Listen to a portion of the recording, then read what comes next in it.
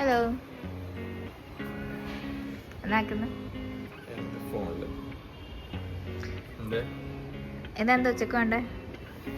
ഉച്ചക്ക് ബിരിയാണി ആക്കിയാലോ? എന്ത് biryani? Chicken. Chicken biryani സഹായിക്കൂലേ? നോക്കാം. അപ്പം ഉണ്ടാക്കല്ലേ? ഓക്കെ. അപ്പം ചിക്കൻ ബിരിയാണി ഉണ്ടാക്കാം നമുക്ക്. ഇതൊരു തട്ടിക്കൂട്ട് ചിക്കൻ ബിരിയാണിയാണ്. പിന്നെ ലിമിറ്റഡ് പാത്രങ്ങൾ മാത്രമേ ഉള്ളൂ. അപ്പം അതൊക്കെ വെച്ചിട്ട് ചിക്കൻ ബിരിയാണി ആക്കാൻ തുടങ്ങാം. അപ്പം ഫസ്റ്റ് തന്നെ ഞാൻ ഉദ്ദേശിക്കുന്നത് ഫ്രൈ ചെയ്തിട്ടാക്കാനാണ്.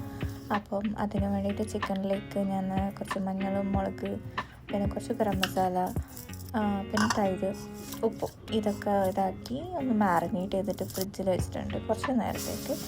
ആ ഒരു ടൈമിൽ ഞാൻ വിചാരിച്ച് നമുക്ക് കട്ട് ചെയ്യേണ്ട ഉള്ളി, വെളുത്തുള്ളി അതൊക്കെ ഒന്ന് സെറ്റാക്കി വെക്കാമെന്ന് വിചാരിച്ചിട്ടുണ്ട്. അപ്പം എനിക്ക് സത്യം പറഞ്ഞു കഴിഞ്ഞാൽ ഏറ്റവും ഇഷ്ടമുള്ളൊരു കാര്യമാണ് ഉള്ളി മുറിക്കുന്നത്. ഇപ്പോൾ കണ്ണിരുന്നാലും കുഴപ്പമില്ല, എനിക്ക് ഭയങ്കര സ്പീഡിൽ മുറിക്കുന്നത്. ഇതിപ്പോൾ പിന്നെ ടൈം ലാപ്സിൽ ഇട്ടതാണ്, പക്ഷെ എന്നാലും കുറച്ച് അത്യാവശ്യം ഞാൻ സ്പീഡിൽ മുറിക്കാറുണ്ട്. എനിക്ക് ഇഷ്ടമുള്ളൊരു കാര്യം.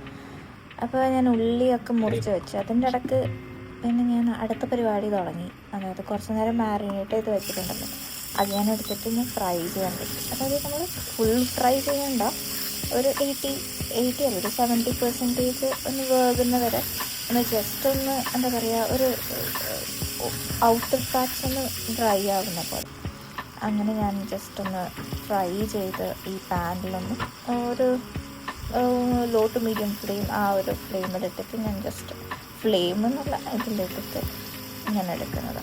അപ്പോൾ എന്താണെന്ന് വെച്ചാൽ ഇൻഡക്ഷൻ കുക്കർ ആയതുകൊണ്ട് നമുക്ക് മൾട്ടി ടാസ്കിങ് പറ്റില്ല. നമ്മളെന്താ വെച്ചാൽ ഒന്ന് കഴിഞ്ഞിട്ട് അടുത്തൊരു പരിപാടി നമുക്ക് നടത്താൻ പറ്റുള്ളൂ.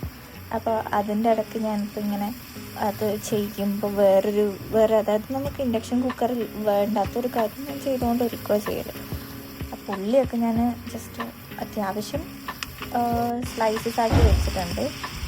പിന്നെ ഞാൻ പച്ചമുളക്, പിന്നെ ഇഞ്ചി, വെളുത്തുള്ളി അതൊക്കെ എടുത്തിട്ട്, ഇഞ്ചി ഞാൻ തോല് കളയും, പിന്നെ വെളുത്തുള്ളി ജസ്റ്റ് ഈ ഒരു ക്ലോവാക്കി എടുത്തിട്ട് ഞാൻ ജസ്റ്റ് നല്ലോണം വാഷ് ചെയ്തിട്ട് അങ്ങനെ ഇതാക്കി.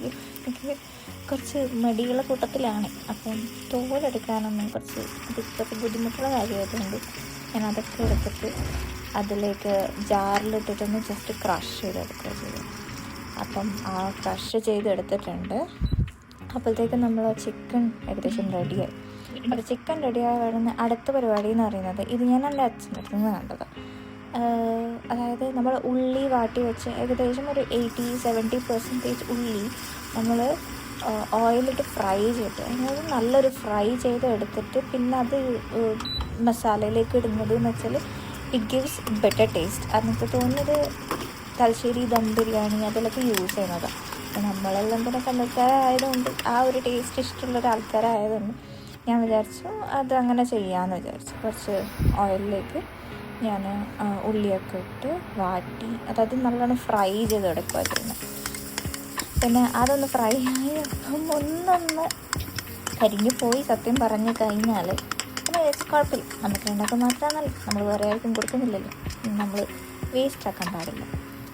അപ്പോൾ അത് ഫ്രൈ ആയി കഴിഞ്ഞാൽ വഴങ്ങി ഞാൻ അടുത്ത പരിപാടി തുടങ്ങി. അതായത് ബാക്കി ഉണ്ടായിരുന്ന ഉള്ളി അത് ഞാൻ ഒരു പാൻ വെച്ചിട്ട്, പാനല്ല നമുക്ക് ഞാൻ പറഞ്ഞ പോലെ ലിമിറ്റഡ് പാത്രങ്ങളായതുകൊണ്ട് ഒരു പാത്രം വെച്ച് അതിലേക്ക് കുറച്ച് ഓയിൽ ഒഴിച്ച്, പിന്നെ ഓയിൽ ഞാൻ യൂസ് ചെയ്തത്, അതായത് നമ്മൾ ഫ്രൈ ചെയ്തതിൻ്റെ കുറച്ച് ഓയിൽ ഉണ്ടാവുമല്ലോ ചിക്കൻ ഫ്രൈ ചെയ്ത്, ആ ഓയിൽ ഇട്ടിട്ടാണ് ഞാൻ ചെയ്തത്. അപ്പോൾ ആ ഓയിലിലേക്ക് കുറച്ച് ആ ബാക്കി ഉണ്ടായിരുന്ന ഉള്ളിയും പിന്നെ നമ്മൾ ക്രഷ് ചെയ്ത് വെച്ച ജിഞ്ചർ ഗാർലിക് ആൻഡ് ചില്ലി ക്രഷും പിന്നെ തക്കാളി ഒരു ആവശ്യത്തിന് എനിക്ക് ഓർമ്മയില്ല എത്ര ഇട്ട്, എനിക്ക് തോന്നുന്നു രണ്ട് വലുത് അതിട്ടു. പിന്നെ അത് നല്ലോണം മാഷ് ചെയ്യുന്ന വരെ, അതായത് നല്ലോണം ഉള്ളി നല്ലോണം ഫ്രൈ ആയി പിന്നെ ആ ക്രഷ് ചെയ്ത സംഭവങ്ങളും പിന്നെ തക്കാളി നല്ലോണം മാഷ് ആകുന്ന വരെ ഞാനത് ഇതാക്കിയെടുത്തു, ഫ്രൈ ചെയ്തെടുത്തു. അത് കഴിഞ്ഞിട്ട് നമ്മൾ ചിക്കൻ ഫ്രൈ ചെയ്ത് വെച്ച ചിക്കൻ അതും എടുത്തിട്ട് അതിലേക്കിട്ട് കുറച്ചൊന്ന് മിക്സ് ആക്കി. പിന്നെ അതിന് ശേഷം ഞാൻ അതിൻ്റെ ഇടയ്ക്ക് ഞാൻ ഇത് ഒന്ന് ക്രഷ് ചെയ്ത് വെച്ചിട്ടുണ്ടായിരുന്നു, അതായത് പുതിന ആൻഡ് മല്ലിച്ചപ്പ്. അത് രണ്ടും ഞാൻ ഒന്ന് ക്രഷ് ചെയ്ത്, നല്ലോണം അരയണ്ട, ഒന്ന് ക്രഷ് ചെയ്തെടുത്താൽ മതി. അപ്പോൾ അത് ഞാൻ ചെയ്ത് വെച്ചിട്ടുണ്ടായിരുന്നു. അപ്പോൾ അതും ഈ ചിക്കൻ ഒന്ന് മിക്സ് ആയതിനു ശേഷം അതിലേക്ക് ഇട്ടു. അതിൻ്റെ ടേസ്റ്റ് എനിക്ക് ഭയങ്കര ഇഷ്ടം. എനിക്ക് തോന്നുന്നു കുറേ ആൾക്കാരൊന്നും അത് ചെയ്യാറില്ല എന്ന് തോന്നുന്നുണ്ട്, പക്ഷേ ഞാൻ യൂട്യൂബൊക്കെ കാണുമ്പോൾ ഞാൻ കാണുന്നത്. അപ്പം അതും ഇട്ട് പിന്നെ അതൊന്ന് നല്ലോണം ആ മസാല ചിക്കൻ അതൊക്കെ ഒന്ന് നല്ലോണം ചിക്കനിലേക്ക് ആ മസാല പിടിക്കാൻ വേണ്ടിയിട്ട് കുറച്ച് നേരം അടച്ചു വെച്ചു, നല്ല ലോ ഫ്ലെയിമിലിട്ടിട്ട്. പക്ഷേ നമുക്കധികം ചിക്കൻ വേഗേണ്ട ആവശ്യമില്ലല്ലോ. അപ്പോൾ അതവിടെ വെച്ചു. പിന്നെ അതിലേക്ക് അതിന് ശേഷം ജസ്റ്റ് ഒന്ന് ചൂടായതിന് ശേഷം നമ്മൾ ഉള്ളി, അതായത് ഉള്ളി ഫ്രൈ ചെയ്ത് വെച്ച ഉള്ളിയും അതിൻ്റെ അകത്തേക്ക് ഇട്ടിട്ട് നല്ലോണം മിക്സാക്കി പിന്നെ അടച്ച് വെച്ചു കുറച്ച് നേരം, ഒരു 10 to 15 minutes അതൊന്ന് കുക്കാവാൻ വെച്ചിട്ടുണ്ട്. പിന്നെ ആ ഒരു ടൈമിൽ ഞാൻ അരിയൊക്കെ കഴുകി വെക്കാമെന്ന് വിചാരിച്ചു. അരി നമുക്ക് നെയ്ച്ചോറ് ഉണ്ടാക്കേണ്ട അരി ഞാൻ പൊതുവേ നമുക്ക് രണ്ടാക്കും കൂടെ 1 day യൂസ് ചെയ്യാൻ വേണ്ടിയിട്ട് 2.5 കപ്പ് അല്ലെങ്കിൽ ഗ്ലാസ് ഓഫ് റൈസായിട്ട് എടുക്കാറ് സ്വതവേ. അപ്പോൾ അതൊന്ന് കഴുകി നമ്മൾ വാട്ടർ ഡ്രെയിൻ ചെയ്യാൻ വെച്ചിട്ടുണ്ട്. അപ്പോഴത്തേക്ക് നമ്മൾ മസാല ഒക്കെ റെഡിയായി. അതിൻ്റെ ഇടയ്ക്ക് ഞാൻ അടുത്ത കുക്കർ വെച്ച്, ഞാൻ കുക്കറിലാണ് ഇത്, അതായത് വിസിലിട്ടിട്ടാണ് റൈസ് ഉണ്ടാക്കൽ. അത് അമ്മേൻ്റെ അടുത്ത് നിന്ന് പഠിച്ചത്, ബാക്കി മറ്റത് എനിക്ക് അറിയില്ല. അപ്പോൾ അതിലേക്ക് ഞാൻ ഓയിൽ ഇട്ടിട്ടുണ്ട്, പിന്നെ കുറച്ചധികം പശുനെയ്യും വെളിച്ചെണ്ണ ഇതൊക്കെ ഇട്ടിട്ട് അതിലേക്ക് നമ്മൾ മസാല സ്പൈസസ്, അതായത് ഹോൾ സ്പൈസസ് അത് 2-3 കുറച്ചിട്ടു. അതിലേക്ക് പച്ച ഉള്ളി ഒന്ന് ജസ്റ്റ് ഒന്ന് ചൂടാവുന്ന വരെ, അത് നമുക്ക് ഡ്രൈ, അതായത് കളർ മാറാൻ പാടില്ല, ആ ഒരു ടൈപ്പ് വരെ ആക്കി കഴിഞ്ഞിട്ട് അതിലേക്ക് നമ്മൾ കഴുകി വെച്ച അരിയും കൂടെ ഇട്ടിട്ട് നല്ലോണം ഒന്ന് ഫ്രൈ ചെയ്ത് വെക്കുക. അരി നല്ലോണം ഫ്രൈ ആവണം. പിന്നെ അരി നമുക്ക് ഫ്രൈ ആയി എന്ന് അറിയുന്നത് ഒന്നിക്കിൽ നമുക്ക് കുറച്ചെടുത്ത് വായിലിട്ടേന്ന് അത് പൊട്ടണം, അല്ലെങ്കിൽ അരി ഇങ്ങനെ വാട്ടുമ്പോൾ ഈ പാത്രത്തിന് തട്ടുന്ന ഒരു സൗണ്ട് വരും. അതുവരെ നമ്മൾ ഒന്ന് സ്റ്റിയർ ചെയ്തുകൊണ്ടേ ഇരിക്കണം.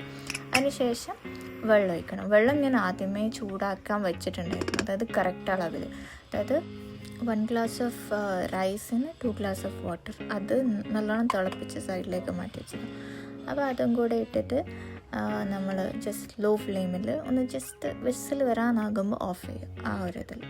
അപ്പോഴത്തേക്കും നമ്മൾ ചോറ് റെഡി ആയിട്ടുണ്ട്. ചോറ് റെഡി ആയതിനു ശേഷം നമ്മൾ ദമ്മിടേണ്ട സംഭവങ്ങളൊന്നും ഇവിടെ ഇല്ലാത്തതുകൊണ്ട് ഞാനെന്താ ചെയ്യലെന്ന് വെച്ചാൽ ജസ്റ്റ് അതായത് ലെയർ ചെയ്ത് വെച്ചിട്ട് അതിൻ്റെ മേലെ എന്താ പറയുക, ഈ നമ്മൾ ഫ്രൈ ചെയ്തൊക്കെ വെച്ച് കുറച്ച് ഓണിയൻ കുറച്ചും കൂടി ഉണ്ടായിരുന്നു, അതും ഇട്ട് കുറച്ച് ഗരം മസാല അതിൻ്റെ മേലെ ജസ്റ്റ് ഒന്ന് മസാല പൗഡർ അതൊന്ന് ജസ്റ്റ് ഒന്ന് കൊടുത്തിട്ട് പിന്നെ ഒന്ന് മൂടി വെക്കും. അതിന് മുമ്പ് കുറച്ചൊന്ന് പശുനെയ്യും കൂടെ ഇട്ടിട്ട് ഒന്ന് മൂടി വെക്കും കുറച്ച് നേരം, ഒരു കൈൻഡ് ഓഫ് 10-15 minutes അതൊന്ന് മൂടി വെക്കും. അതാകുമ്പോൾ താഴെയുള്ള മസാലാസിൻ്റെ ആ ഒരു ചൂടിൽ മേലോട്ടേക്ക് ആ റൈസിനും കൂടെ ഒന്ന് ഫുള്ളായിട്ടൊന്ന് ഇതാവട്ടെ എന്ന് വിചാരിച്ചിട്ട് മൂടി വെക്കുന്ന വെച്ചാൽ ഞാൻ ജസ്റ്റ് ടൈറ്റായിട്ട് മൂടി വെക്കും. Wherever there is a gap I just play something where the air doesn't go out, അങ്ങനത്തെ ഒരു രീതിയിൽ അതാക്കി വെക്കും.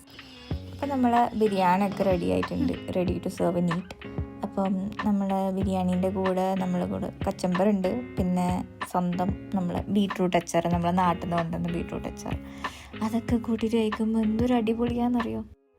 അപ്പോൾ ഇതിൻ്റെ അഭിപ്രായം ഞാൻ മാത്രം പറഞ്ഞാൽ പോരല്ലോ. അപ്പോൾ എൻ്റെ സ്വന്തം ഹസ്ബൻഡിനോട് ചോദിച്ച് അറിയാം ഇതെങ്ങനെയുണ്ട് എന്ന്. അപ്പം ഹസ്ബൻഡ് പറയൂ. നൈസ്, നന്നായിട്ടുണ്ട്, എനിക്കിഷ്ടമായി. അതിപ്പോൾ എന്താ പറയുക, നമ്മൾ നാട്ടിൽ നിന്നും വീട്ടിൽ നിന്നൊക്കെ കഴിക്കുന്ന പോലെ തന്നെയുള്ള നല്ല അടിപൊളി ബിരിയാണി. ഇനി അടുത്ത ഒരു നല്ലൊരു അടിപൊളി വീഡിയോ ആയിട്ട് വരുന്നവരെ bye and see you soon. അതുവരെ ലൈക്ക്, ഷെയർ ആൻഡ് സബ്സ്ക്രൈബ്.